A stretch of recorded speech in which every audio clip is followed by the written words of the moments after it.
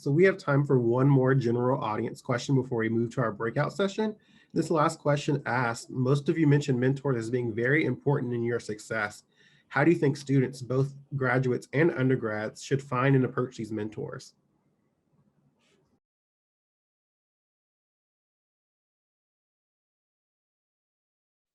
I can start, I guess. Like for me, a lot of it, I kind of fell into the track that I kind of chose because of mentors. I think as an undergrad, I was gonna just go and be, you know, industrial engineer and have a fine career doing that. And it took a seminar of someone coming out and talking about their program, talking about their problems, what they like to do, and sparking that curiosity, and then maintaining that relationship, right? Emailing me as an undergrad and saying, you know, I have an offer for a summer position. You want to come take it and do that? And if I didn't have that opportunity, I don't know if I'd be there.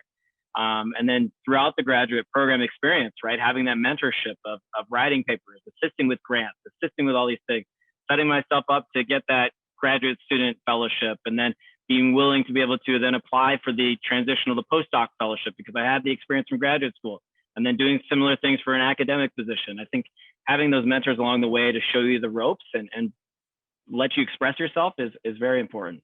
And so if you don't have one, you know, just go and listen to people's science and hear what they're excited about and connect on that passion level. And I think that helps to go a long way.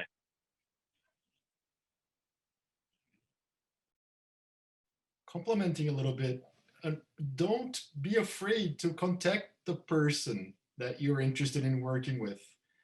Like, we all adore having people who like what we do, interested in what we do, you know. And still you knock on somebody. Of course, we all have things to do, so we're not going to be open to talking to you at any time, at any moment. But most likely we are, because, you know, it's good for us. It's good for us to advise people too, right?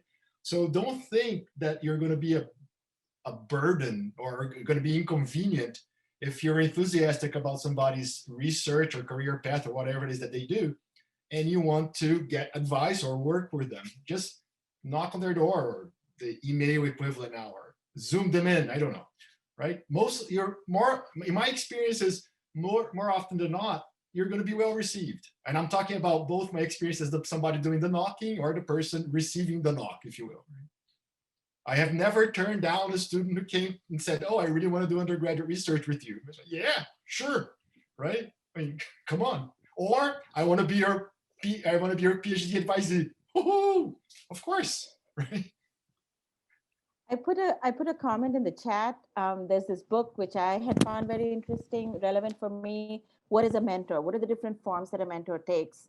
Can be as an advisor, can be as a teacher, a role model, or a friend. And so you can have multiple mentors that that you use for different purposes. So this textbook, the book, it's a thin little book from the National Academies Press, and it's worth a read. For yeah, it's dated, but it is still very relevant.